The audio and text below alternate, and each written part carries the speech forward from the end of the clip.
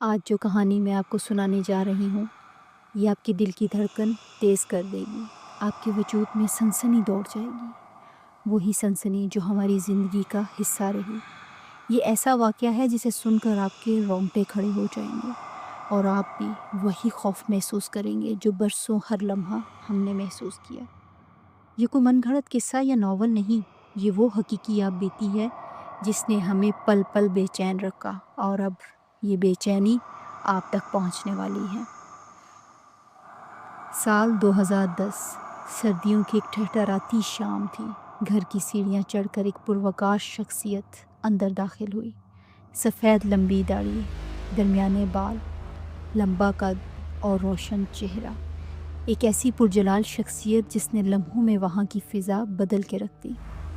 وہ پہلی منزل پر قدم رکھتے ہی رک گئے، چند لمحوں کے لیے کڑی نگاہ سے گھر کو ناپا، پھر ایک لمحے کی پرسرار خاموشی چھا گئی۔ وہ گھر والوں کی جانب پلٹے جو انتظار میں کھڑے تھے۔ وہ بولے تو ان کی آواز میں ایک حیرانگی تھی اور الفاظ کچھ یوں تھے: آپ لوگ زندہ کیسے ہیں؟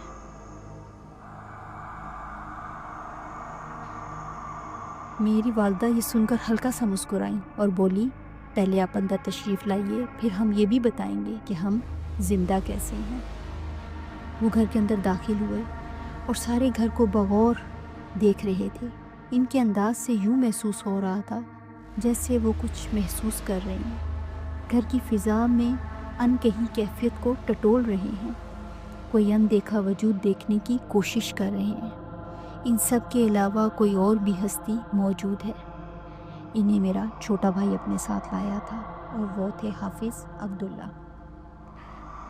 اگر آپ بھی یہ قصہ سننے کی ہمت رکھتے ہیں تو میرے ساتھ رہیے، لیکن یاد رکھیے یہ سفر آسان نہیں ہوگا۔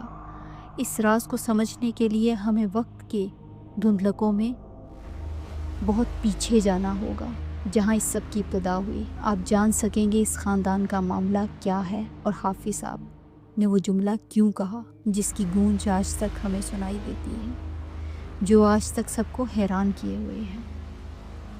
1968 کی بات ہے، میرے دادا ایئر فورس میں تھے۔ وہ کراچی سے سرگودا شفٹ ہوئے۔ ان کے ساتھ ان کے 3 بیٹے اور اہلیہ بھی تھی۔ دونوں بڑے بیٹے بھی ایئر فورس میں تھے اور چھوٹا بیٹا کالج میں، یعنی میرے والد صاحب۔ یہ کافی طویل عرصہ سرگودا میں رہے۔ یہ شہر ان کو بہت پسند آیا، چھوٹا اور پرسکون سا شہر تھا۔ ایئر بیس کے ساتھ ایک چھوٹی سی سوسائٹی تھی جس میں صرف چند گھر تھے اور زیادہ تر ویرانی کا ہی سما تھا۔ اکثریت وہاں ان لوگوں کی تھی جو ایئر فورس سے منسلک تھے۔ ریٹائرمنٹ کے بعد میرے دادا نے اسی علاقے میں 1.5 کنال کا پلاٹ خرید لیا۔ اس پلاٹ کے بالکل ساتھ بیری کا بہت بڑا درخت تھا۔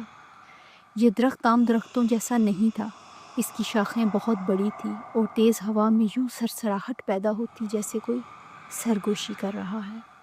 لوگ اس کے قریب جانے سے کتراتے تھے۔ یہ درخت بہت پرانا ہے اور اس کے نیچے ایک عجیب سا سایہ کافی لوگوں نے دیکھا بھی تھا۔ کافی لوگوں نے انہیں وہ جگہ لینے سے منع کیا، پر میرے دادا جان نہیں مانی۔ وہ انہیں محض کہانیاں سمجھ کر ہنسی میں ٹال دیتے تھے، لیکن گھر کے باقی افراد جو تھے وہ جب بھی اس درخت کو دیکھتے تو ایک انجانے سے خوف میں مبتلا ہو جاتے۔ 1978 میں میرے دادا نے اس پلاٹ پر گھر بنوانا شروع کر دیا۔ انہوں نے 3 الگ پورشن تعمیر کروائے تاکہ تینوں بیٹے اپنے اپنے حصے میں سکون سے رہ سکیں، لیکن گھر کی 4 دیواری ایک ہی تھی اور آنے جانے کے لیے مین گیٹ بھی ایک ہی تھا۔ دائیں طرف منجلے بیٹے کا حصہ تھا اور بائیں طرف بڑے بیٹے کا، اور درمیان میں چھوٹا بیٹا یعنی ہم لوگ تھے۔ 1979 میں گھر مکمل ہو گیا۔ اکتوبر کے آغاز میں اپنی فیملیوں کے ساتھ سب وہاں شفٹ ہو گئے۔ دادا جی نے اپنی رہائش بڑے بیٹے کے ساتھ ہی رکھی۔ شروع کے 2 مہینے بہت پرسکون گزرے، جیسے یہ نیا گھر واقعی ایک نئی زندگی کا آغاز ہو، کچھ نیا ہونے جا رہا تھا۔ وہ دسمبر کی ایک شدید ٹھٹھراتی رات تھی۔ چاروں طرف گہری دھند چھائی ہوئی تھی اور ہو کا عالم تھا۔ ٹھنڈی ہوا جسم کو سن کر رہی تھی۔ اسی عالم میں میری دادی جان اپنے کمرے سے باہر آئیں کیونکہ انہیں واش روم جانا تھا۔ اس زمانے میں گھروں کے اندر واش روم نہیں بنائے جاتے تھے، بلکہ الگ دور ایک کونے میں تعمیر کیے جاتے۔ چونکہ دادی بڑے بیٹے کے ساتھ بائیں طرف رہتی تھی اور واش روم درمیان والے بیٹے کے حصے سے گزر کر دائیں طرف کے کونے میں تھا، اس لیے رستے میں ان دونوں بیٹوں کو کچن کے سامنے سے گزرنا پڑتا۔ جب وہ چھوٹے بیٹے کے کچن کے سامنے پہنچی تو چونک گئی۔ کچن کی لائٹ جل رہی تھی۔ ایک شخص سفید لباس میں بیٹھا ہوا تھا، سامنے ہیٹر جل رہا تھا اور وہ اپنے دونوں ہاتھوں کو آگ کے قریب تاپ رہا تھا۔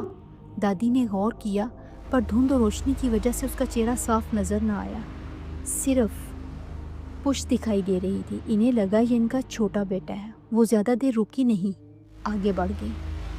جب وہ واپس پلٹی تو منظر ویسا ہی تھا۔ وہ تھوڑی دیر رکی اور پھر خاموشی سے تیز قدموں کے ساتھ اپنے کمرے میں واپس آ گئی۔ 3-4 راتوں تک دادی جان یہ منظر دیکھتی رہی۔ وہی سفید لباس، ہیٹر آن اور لائٹ جل رہی تھی۔ وہ یہی سوچ کے واپس آ جاتی کہ یہ ان کا بیٹا ہے۔ آخر ایک صبح انہوں نے اپنے بیٹے سے پوچھ ہی لیا، احمد تم آدھی رات کچن میں کیا کرتے ہو؟ کیا کوئی پریشانی ہے؟ کیا کوئی مسئلہ ہے؟ یہ سن کر ابا جان کافی حیران ہوئے اور بولے، اماں جی آپ کس کی بات کر رہی ہیں؟ میں تو اس وقت سو رہا ہوتا ہوں۔ دادی جان نے کہا، میں کئی راتوں سے مسلسل تمہیں دیکھ رہی ہوں۔ آدھی رات کو تمہارے کچن کی لائٹ آن ہوتی ہے اور تم وہاں بیٹھے ہوئے ہوتے ہو، ہیٹر جل رہا ہوتا ہے۔ ابا جی نے نفی میں سر ہلایا اور بولے، اماں جی آپ کو کوئی غلط فہمی ہوئی ہے، وہ میں نہیں ہوں، میں تو اپنے کمرے میں ہوتا ہوں۔ یہ سن کر دادی جان خاموش ہو گئی، کیونکہ انہوں نے اتنی شدت سے نفی کی تھی کہ وہ زیادہ دیر بحث نہ کر سکی۔ پر وہ ساری راتیں ان کی آنکھوں کے سامنے آ گئی۔ جو انہوں نے دیکھا وہ ان کا وہم تو ہرگز نہ تھا۔ لیکن بیٹے سے انہوں نے کوئی بحث نہیں کی۔ وہ خاموش بھی ہو گئی اور پریشان بھی۔ ابا جی کے انکار پر دادی جان خاموش تو ہو گئی، لیکن دل پریشان اور مضطرب ہو گیا۔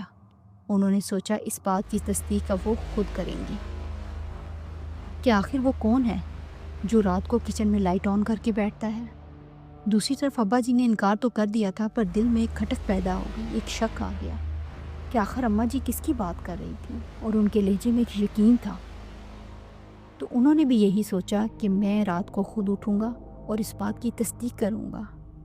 اگلی رات دونوں اپنے کمرے سے دبے پاؤں باہر نکلے۔ برآمدے میں ان کے قدموں کی چاپ ایک خوف پیدا کر رہی تھی۔ دھند میں کچھ بھی نظر نہیں آ رہا تھا، سرد ہوا پورے زور پر تھی۔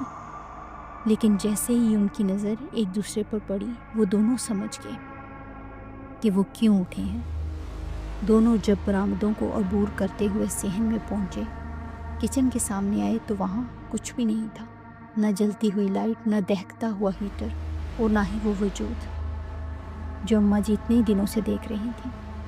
کچن کا دروازہ بند تھا اور فضا خاموش، ایسی خاموشی کہ سرد ہوا کسی انجانے خوف کا پتہ دے رہی تھی۔ ابا جی نے دادی جان کی طرف دیکھا اور کہا، میں نے آپ سے کہا تھا، دیکھا وہ آپ کا وہم تھا، یہاں کوئی بھی نہیں ہے۔ دادی جان خاموشی سے کھڑی انہیں دیکھتی رہی، پر ان کی آنکھیں کچھ اور ہی کہہ رہی تھی کہ وہ وہم نہیں، یقین تھا۔ اس گھر میں کوئی اور بھی ہے، کوئی اندیکھا وجود جو ابھی صرف انہیں ہی نظر آیا۔ یہ سوچ کر ان کے جسم میں ایک سنسنی دوڑ گئی۔ اسی لمحے صحن کے دوران کھڑے ماں بیٹے کی گفتگو اچانک رک گئی۔ بڑے بیٹے کے برآمدے سے اوپر چھت کی طرف جانے والی سیڑھیوں سے ہلکی سی آہٹ ہوئی، جیسے کوئی دبے پاؤں چل رہا ہو۔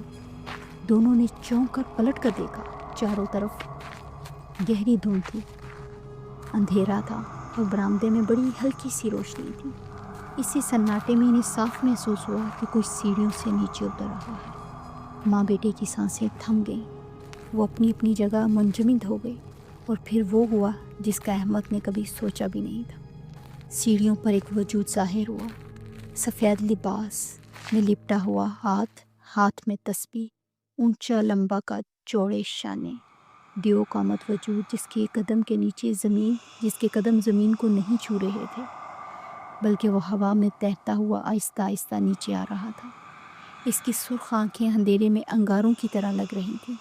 دونوں دم بخود کھڑے دیکھتے رہے، اور اگلے ہی لمحے وہ وجود سیدھا ان کے سامنے سے گزرا اور دادی جان کے کمرے کے بند دروازوں میں ایسے داخل ہوا جیسے وہاں کوئی دروازہ تھا ہی نہیں۔ یہ منظر دیکھ کر ماں بیٹے کی آنکھیں پھٹی کی پھٹی رہ گئیں، نہ آواز نکل سکی، نہ ہی چیخ مار سکے دونوں۔ بلکہ اپنی جگہ پہ فریز ہو گئے۔ کچھ دیر کے بعد دونوں نے ایک دوسرے کو دیکھا تو خوف سے آپس میں بھی بات نہ کر سکے۔ دادی نے اپنے کمرے میں جانے کا سوچا تو خوف سے لرز گئی کہ نہ جانے اندر کیا ہوگا۔ اگر آپ بھی اس کہانی کو آگے سننا چاہتے ہیں تو ہمارے چینل کو سبسکرائب کریں، لائک کریں، شیئر کریں، کمنٹ کریں۔ اسے ہم کنٹینیو رکھیں گے اور نئے قصے کا انتظار کریں۔